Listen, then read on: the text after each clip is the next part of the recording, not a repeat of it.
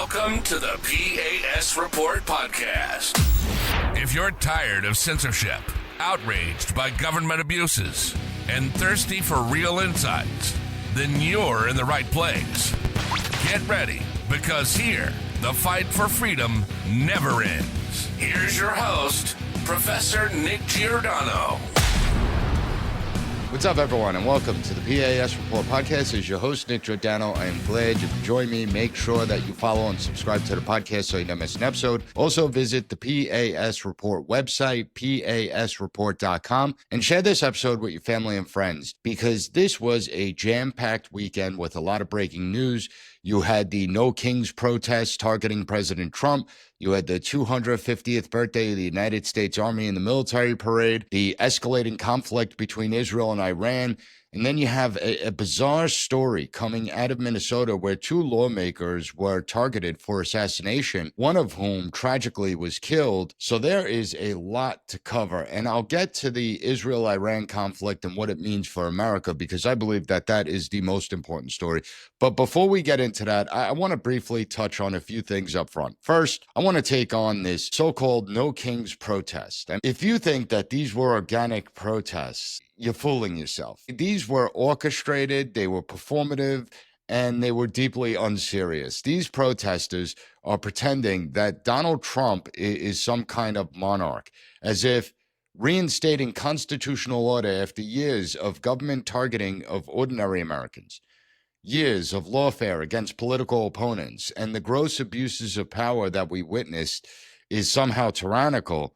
It's just completely absurd, but it's also revealing. There were a lot of people at the No Kings protests in places like Los Angeles and San Francisco.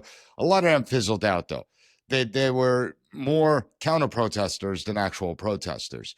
But I want to focus on these protests because they're saying this is no kings. America doesn't have a king. Remember, these are the same people who cheered lockdowns, who cheered on school closures, who cheered on mask and vax mandates, the same people who defended snitch hotlines to report neighbors during coronavirus.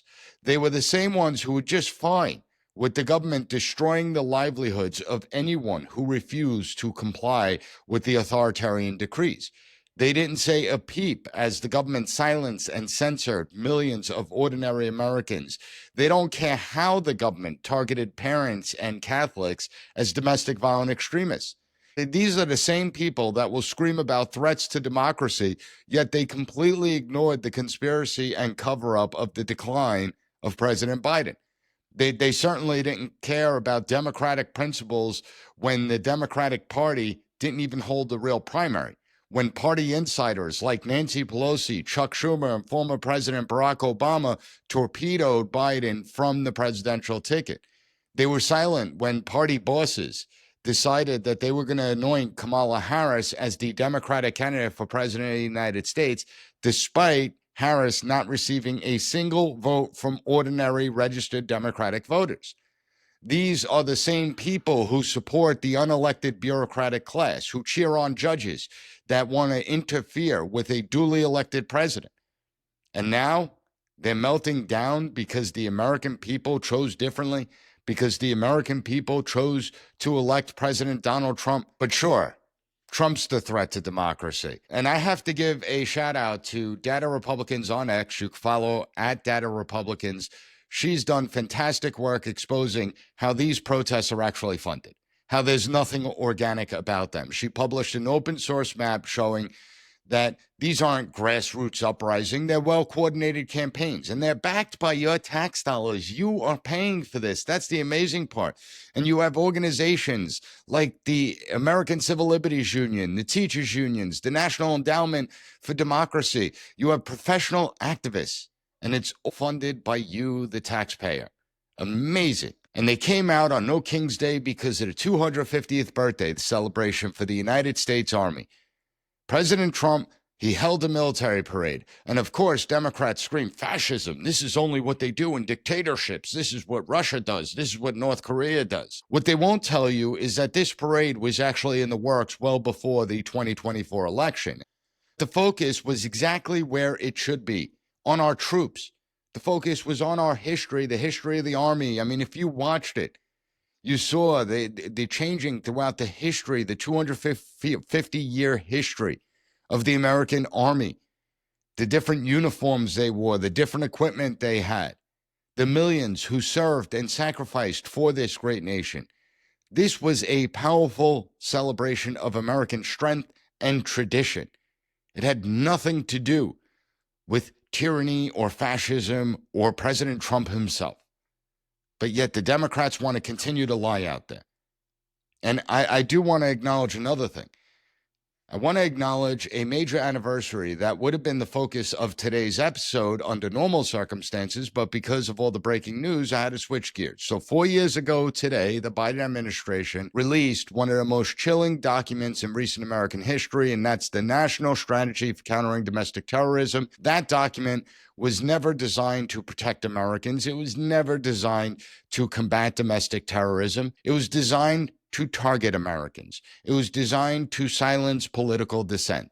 It was designed to reframe ordinary citizens as a threat to this country. See, it reframed dissent as terrorism. It silenced those who dared to speak out and empowered the bureaucracy to punish wrongthing. And that's the problem. Now, again, I was planning on doing a full episode about this, but with everything else breaking over the weekend, I'm going to push it off to next week.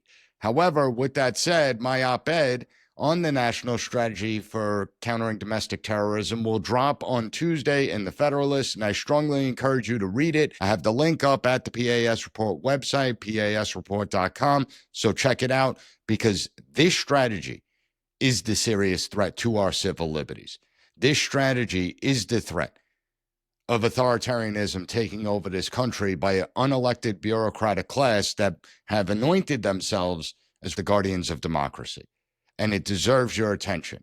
Now, we need to take a quick break, but when we get back, I want to talk about a bizarre story coming out of Minnesota, because it really is a strange incident. On Saturday, you have two state lawmakers who were targeted in what is no doubt an assassination plot. And tragically, State Representative Melissa Hortman and her husband were killed in these attacks.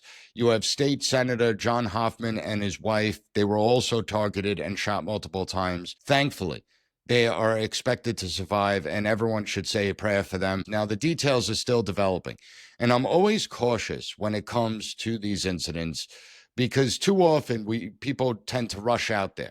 We need more facts. Facts are important. We can't ignore them. We can't operate from how we hope things are. This is a fluid situation. Things change rapidly, but as of this recording, here is what we do know. Both lawmakers were Democrats. The suspect is 57-year-old Vance Luther Boatler, and this was premeditated. There's little doubt about that. We have video evidence that was captured that showed the killer dressed as a police officer, impersonating a police officer.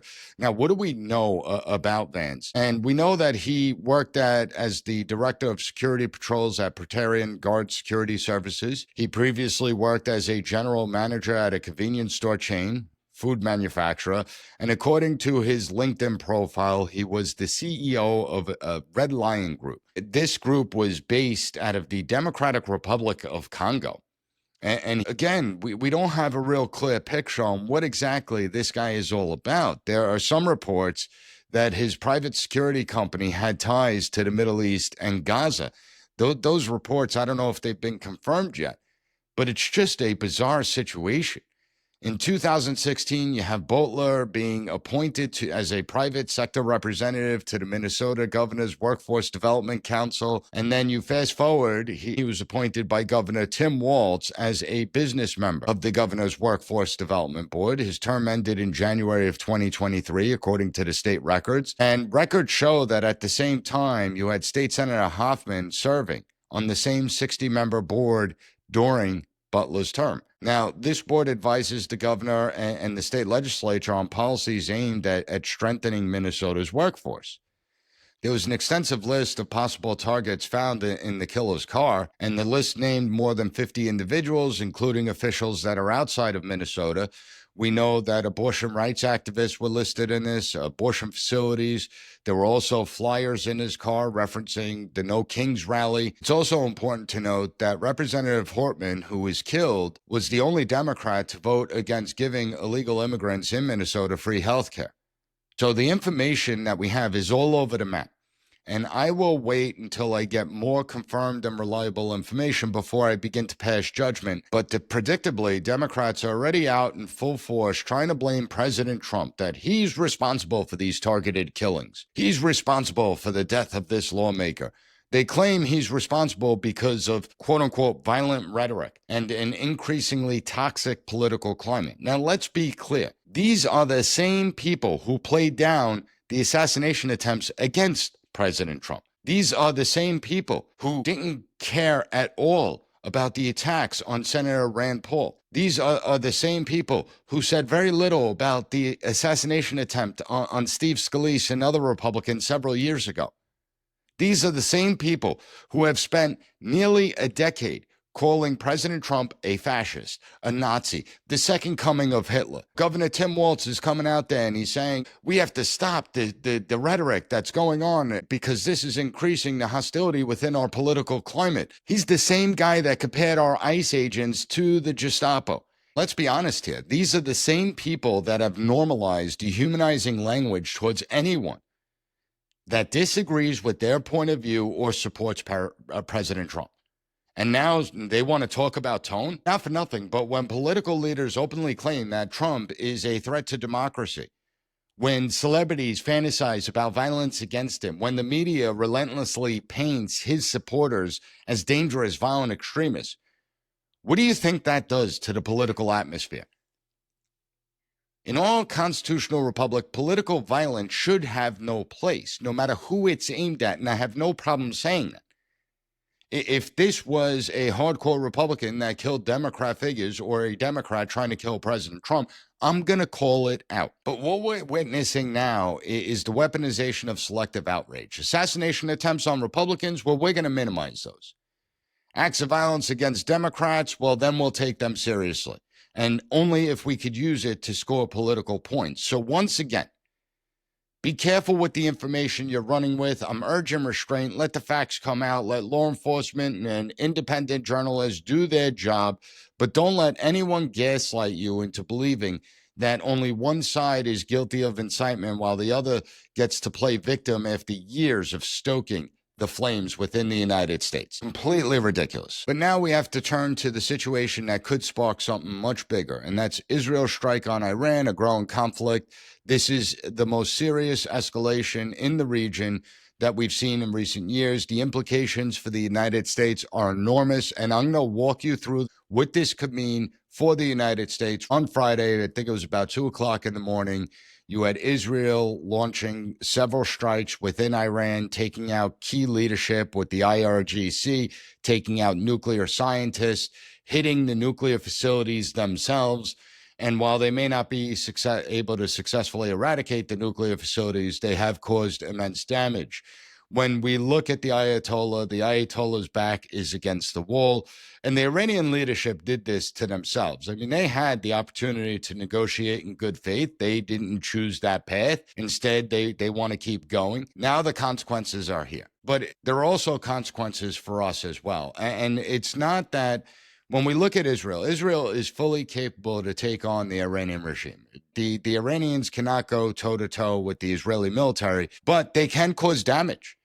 When it comes to Iran, don't underestimate their capabilities because we are seeing Iran's ballistic missile capabilities. They've launched off about 300 so far, and some of those missiles have penetrated Israel. The Israeli missile defense systems have not been able to take them all out. We've seen attacks on Haifa. We've seen attacks on Tel Aviv. There are several civilians, Israeli civilians, that have been killed. You're talking about hundreds of civilians that have been wounded. We're now seeing the use of Iranian hypersonic missiles, and there is damage that has been caused at the hands of the Iranian regime. Understand, Iran has been preparing for conflict for over 30 years, and we are now seeing this in play. But there's a big picture here. Because if it was just about Israel and Iran, I wouldn't be concerned. Israel could take on Iran. Israel's military is far more superior. Obviously, their intelligence capability is superior. They were able to decimate Hamas. They were able to decimate Hezbollah. And then 6 months ago, Israel targeted Iranian air defense systems. So what we witnessed on Friday should not be a shock to any person. But there's something going on that's much bigger. And let me connect the dots. Back in 2015, I authored a policy brief for a member of Congress, and I titled it, "The Coming Conflict, How the Conditions for World War III Are Emerging." Now, in it, I laid out a clear, methodical warning that the United States, that our power and influence was waning, and our role as the world stabilizing force was eroding. As our role as a stabilizing force erodes, that's going to increase global instability, which will lead to a global crisis. And I said in this document that the next major conflict, it's not going to explode all at once. It's going to build slowly, strategically, and then suddenly. I warned that we'd see simultaneous flashpoints: the Middle East, Eastern Europe, the Pacific, and the new axis of power was Russia, China, Iran, and North Korea. Now, the scenario I laid out began with an Israeli strike on Iran to take out its nuclear program. Sounds familiar, right? Quickly, this leads to Russia's invasion of Ukraine. China attempts to recapture Taiwan and establish dominance in the Pacific, and North Korea moves on South Korea. Now, I may not have gotten everything exactly right, but obviously, the scenario is playing out.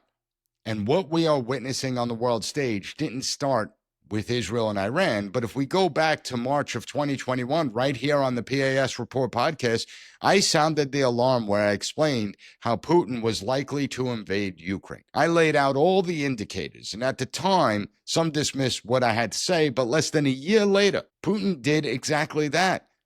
And what changed between my warning and what we're witnessing today? And it's simple: the Biden administration, particularly our catastrophic withdrawal from Afghanistan. That was the moment. That moment was more than just a tactical failure on the part of the United States. It was a seismic geopolitical event, because we didn't just leave behind billions of dollars of American weapons over in Afghanistan.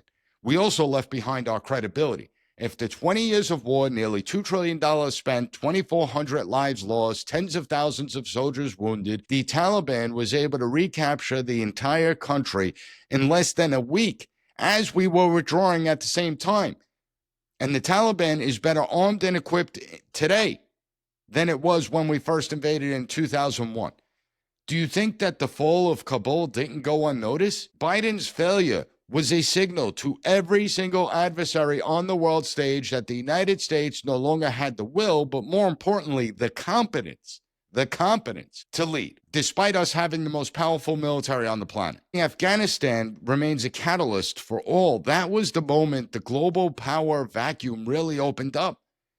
And all these adversaries wanted to fill the void. And here's the truth: no one in the legacy media will say wars don't erupt because of chaos. Wars erupt because of weakness and miscalculation. And here we are.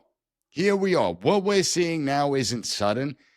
It's the result of incompetence. It's the result of a gradual erosion of American credibility. Decades worth of failed foreign policy from the so-called experts. Yet they led us from one failed foreign policy debacle to another. The erosion didn't start overnight. It's been building for well over a decade. It accelerated under Obama. Biden poured gasoline on it. And the only time in the last 15 years where we had some semblance of stability on the world stage was during President Trump's first term, where we didn't see any new wars. Now, President Trump is left to deal with all the fallout, but unfortunately, we are in a much weakened position. And today we're watching a region explode in the Middle East. Ukraine remains engulfed in war. China's testing the red lines daily in the Pacific. And the so-called experts who got us here are still on TV pretending to be surprised at all this. But you shouldn't be surprised if you're a P.A.S. report listener, because I warned it. I laid it out in black and white. The conditions were obvious. The pieces were moving into place. And this is the moment that I feared. This is the moment I warned was coming. Biden's foreign policy strategy of don't was the biggest epic failure.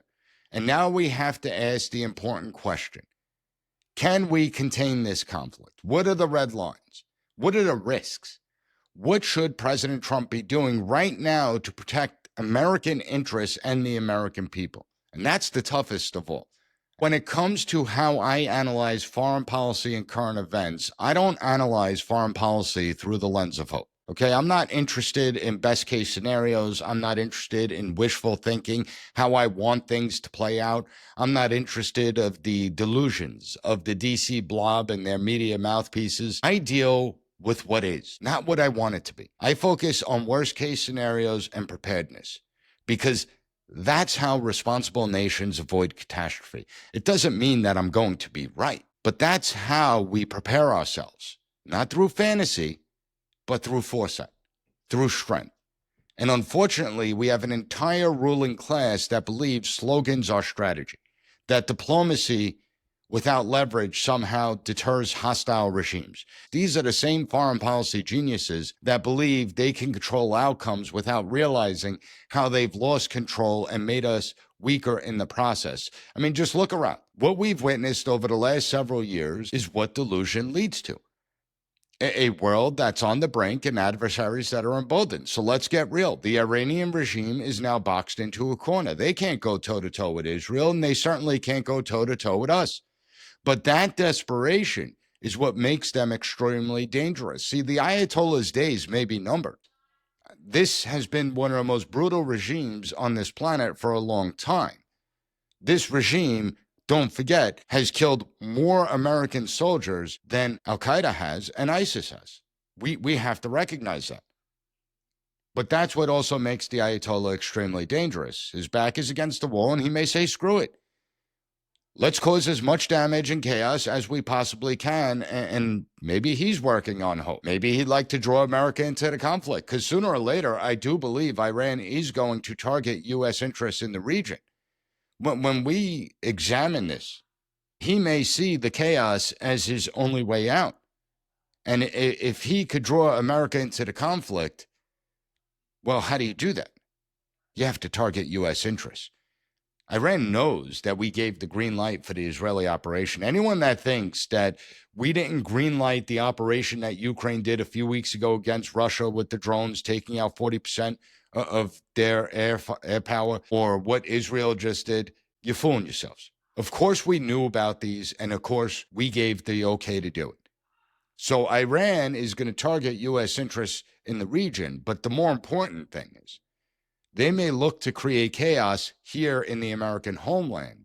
Just go back to the episode that I did with former supervisory intel analyst George Hill. We spoke about this already. We spoke a number of weeks ago about this. Don't underestimate Iran's capabilities here in America, especially following the previous administration's open borders, because we know that a few thousand Iranians came into the United States under the previous administration. And while some of those few thousand certainly were fleeing Iran's totalitarian regime, I have little doubt that several hundred of them, not a few dozen, several hundred of them were intelligence and military personnel that saw a way to penetrate the United States. And what do you think they came here for?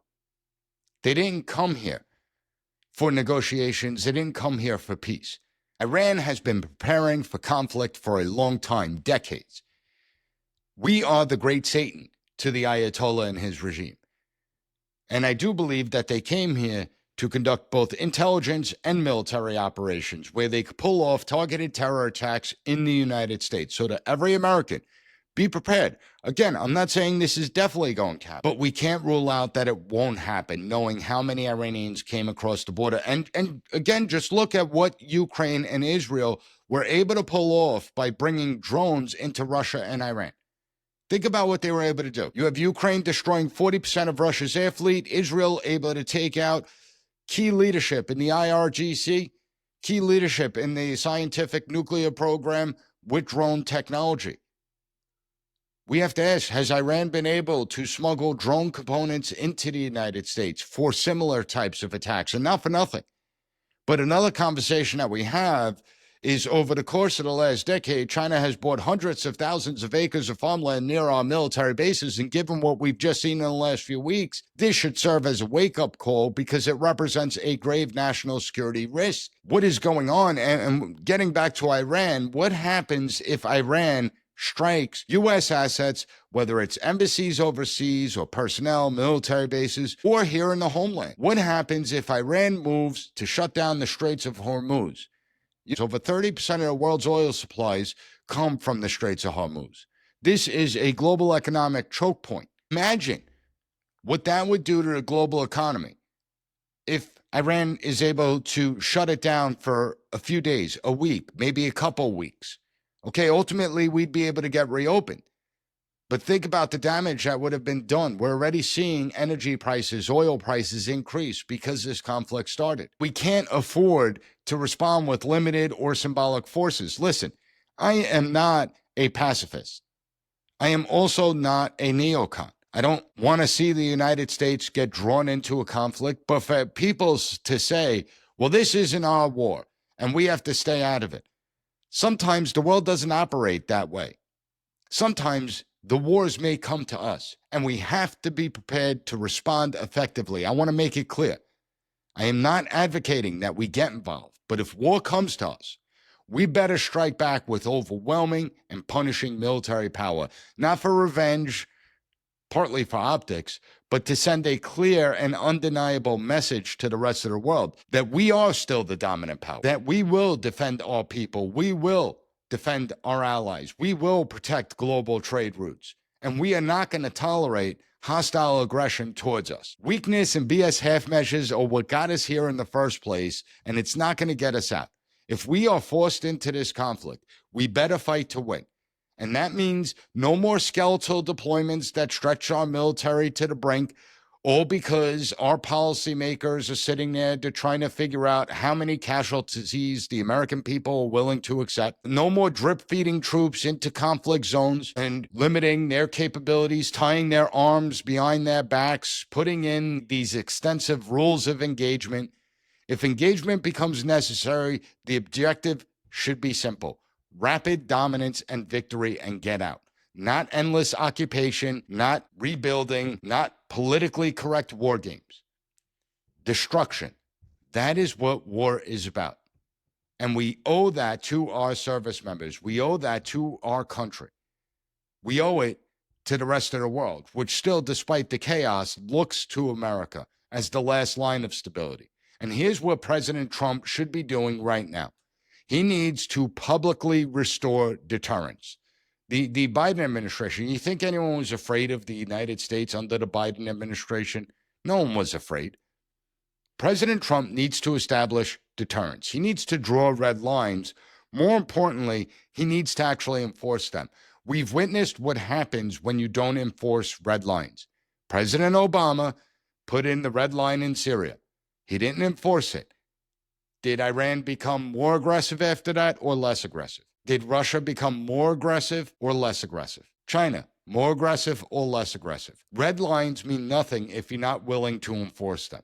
The world has to know that any attack on American interests, any attack on American soil is going to be met with crushing force. No caveats, no apologies. We also need to reassure Israel that we have their back. We need to get Saudi Arabia and other Gulf nations aligned on this idea of shared defense. And we need to get them to publicly support and sign on to the Abraham Accords. We need to pressure those countries. See, President Biden alienated Saudi Arabia. He alienated other Arab countries. He wanted to dictate to these countries what their cultures should be. The Biden administration wanted to push far-left ideologies into these countries. Leftist ideologies like transgenderism, these cultures obviously reject that. He wanted to make Saudi Arabia a pariah in the international community, despite the fact that while the Saudi regime may be brutal, we have to work with them. And President Trump's message when he visited the Middle East a few weeks ago was critical, that we're not seeking to export American culture to these countries. That was vitally important because we need to begin to push these countries to accept the idea that Israel's going to remain, but when it comes to Iran, they're the biggest threat in this region. We also need to create a wedge between these countries and countries like China. and Russia. Thirdly, we have to increase our military productivity immediately. We have to prepare for escalation, not hope escalation doesn't happen, not force escalation ourselves, but we have to prepare that escalation is going to happen. And countries like Russia, China, and Iran, they don't act within silos. What we're witnessing is a global pressure campaign that's been long in the making. And it's a pressure campaign designed to dethrone the United States as the global leader. And it's not just Russia, China, and Iran. You also have countries like Brazil in the mix, Venezuela. Now, don't expect the legacy media to give you clarity on these issues. Don't expect the think tank class in Washington to give you the answers. These are the same people who told you that we were going to be greeted as liberators in Iraq, that it was a good idea to take out Muammar Gaddafi over in Libya, that the Iranian nuclear deal was working, that Afghanistan wouldn't fall, that the Afghan security forces would be able to protect the Afghan government, that the Afghan government was stable. These are the same people that told you Ukraine would defeat Russia. Are you really going to continue to trust their judgment even though they've been wrong time and time again? We don't have the luxury of trusting their judgment anymore. And the bottom line is that we're at a crossroads. A dangerous crossroads. In this conflict, it could still be contained, but only if we stop lying to ourselves. We can't lie to ourselves about what we're dealing with. Hope is not a plan. Hope is not a strategy. Strength is. If Iran pushes the line and we blink, Russia and China will take notice. Beijing, Moscow, they're going to take note. And they're going to push the boundaries even further. And I could guarantee you that the next front will open before this one even closes. So yes, we have to prepare for the worst case scenario. And if it comes to that, we have to be ready to hit with overwhelming force and clear objectives, not nation building. Nation building is not an objective. This is a moment that's going to define whether America still has the will to lead or whether we cede that role to regimes that are going to plunge the world into further chaos. That's why we have to get this right, and we have to be damn careful. And I'll keep covering it here at the P.A.S. report. So don't forget, I got a new op-ed on Biden's national strategy for countering domestic terrorism that drops Tuesday in the Federalist. I'll have links up at PASreport.com. Share this episode with your family and friends. Subscribe to the PAS Report podcast so you never miss an episode. And leave the PAS Report a good review on every podcast platform that allows it, particularly Apple Podcasts. We talk about the issues here. We cut through the noise. And there's so much breaking right now that we have to be on top of it. So I got a great guest coming on for Wednesday. We're going to explore the Iranian issue in further depth.